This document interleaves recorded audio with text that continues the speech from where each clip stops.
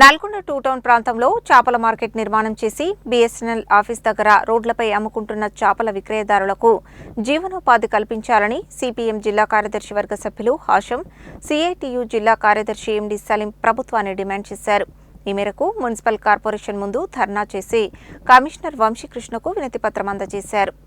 Nalgonda two town ప్రాంతంలో చేపల market నిర్మాణం చేయాలని కోరుతూ గురువారం చేపల విక్రయదారుల సంఘం ఆధ్వర్యంలో నల్గొండ మున్సిపల్ కార్పొరేషన్ ముందు ధర్నా చేసి కమిషనర్ వంశీకృష్ణకు వినతిపత్రం సమర్పించారు. ఈ సందర్భంగా సిపిఎం జిల్లా కార్యదర్శి వర్గ సభ్యులు హాషం, సిఐటియు జిల్లా కార్యదర్శి ఎండి సలీం మాట్లాడుతూ నల్గొండ పట్టణం పానగల్లు బీఎస్ఎన్ఎల్ ఆఫీస్ దగ్గర చేపలు అమ్ముకుంటున్న పేదలకు ప్రత్యామ్నాయ స్థలం చూపించకుండా చేపల మార్కెట్ ఎత్తివేయాలనే ఆలోచన విరమించుకోవాలని కోరారు. నల్గొండ పట్టణంలోని పానగల్లు ఫ్లైఓవర్ బీఎస్ఎన్ఎల్ ఆఫీసర్ దగ్గర నల్గొండ పట్టణంలో చేపలు అమ్ముకుని జీవనోపాధి పొందుతున్న సుమారు 100 మంది పేదలను అక్కడి నుండి తొలగించమని మున్సిపల్ కమిషనర్ ఆదేశాలు ఇచ్చారని అన్నారు. చేపలు అమ్ముకోవడమే జీవనోపాధిగా జీవిస్తున్న వారికి ప్రత్యామ్నాయ స్థలం చూపించకుండా చేపల మార్కెట్ తొలగించాలనే నిర్ణయంతో చేపల విక్రయదారులు తీవ్ర ఇబ్బందులు పడుతున్నారని ఆవేదన వ్యక్తం చేశారు. నల్గొండ పట్టణంలో కమిషనర్ బహిరంగ ప్రదేశాలలో చేపలు విక్రయించకూడదని, పానగల్ బీఎస్ఎన్ఎల్ ఆఫీస్ దగ్గర అమ్ముకుని జీవనోపాధి పొందుతున్న కార్మికులను తొలగించాలని చెప్పడం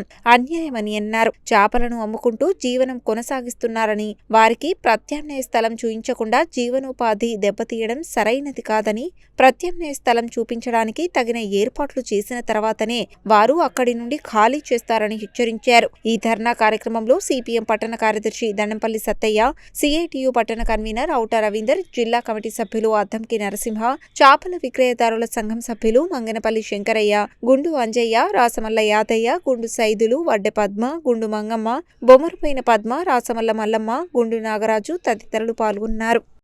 నల్గొండ పట్టణంలోని టూ టౌన్ ఏరియాలో చేపల మార్కెట్ పానగల్లు బైపాస్లో గత 20 సంవత్సరాలుగా 100 నుంచి 150 కుటుంబాలు రోడ్ సైడ్ పెట్టుకొని చేపలు అమ్ముకొని ఈ 100-150 కుటుంబాలు తమ పోషణని కొనసాగిస్తున్నటువంటి పరిస్థితి ఉంది.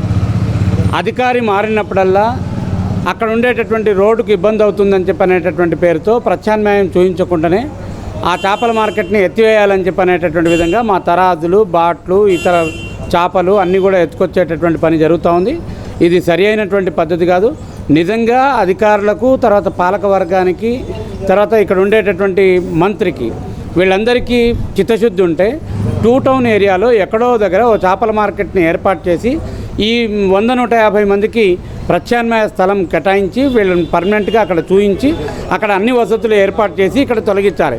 ఇప్పటికే హైవే దగ్గర ఉన్నటువంటి బ్రిడ్జ్ కింద ఉన్నటువంటి చేపల మార్కెట్ని బీఎస్ఎన్ఎల్ ఆఫీస్ దగ్గరికి మార్చుకున్నాం. బీఎస్ఎన్ఎల్ ఆఫీస్ దగ్గర ఒక్కొక్కరం 1000-2000 రూపాయలు ఖర్చు పెట్టి ఆ గుంతల్లో మట్టి పోసేసి నీట్ చేసేసుకొని అక్కడ చేపల విక్రయం చేసుకుంటున్నాం.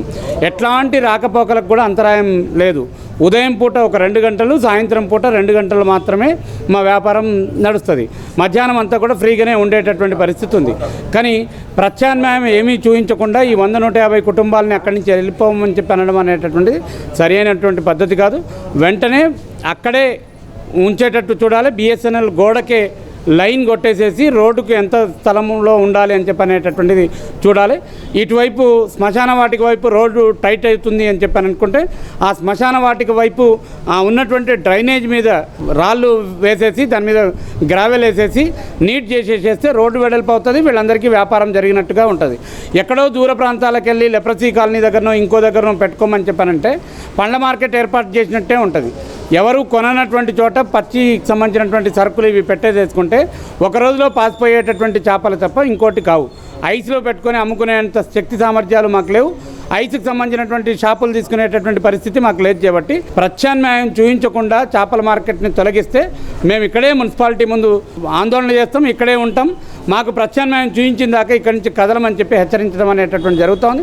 పాలక వర్గం ఇప్పటికైనా చొరవ చేసి టూ టౌన్ ప్రాంతంలో ఎక్కడో దగ్గర ప్రభుత్వ స్థలం కేటాయించి చేపల మార్కెట్ నిర్మాణం చేసి మాకు అందించాలని చెప్పి కోరుతా ఉన్నాం. పానగల్లు బీఎస్ఎన్ఎల్ ఆఫీస్ దగ్గర చేపలు అమ్ముకునే వాళ్ళను మున్సిపల్ కమిషనర్ గారు అక్కడి నుంచి తొలగించమని చెప్పేసి చెప్పడం జరిగింది. ఇది వాళ్ళ కుటుంబాలు జీవనం బతుకుతున్న వాళ్ళకి అన్యాయం చేయడమే అవుతుంది. కాబట్టి వాళ్ళకి రోడ్డు మీద అమ్ముకోకూడదు అని అంటే ప్రత్యామ్నాయ స్థలం చేపల మార్కెట్ నిర్మించాల్సిన అవసరం ఉంది.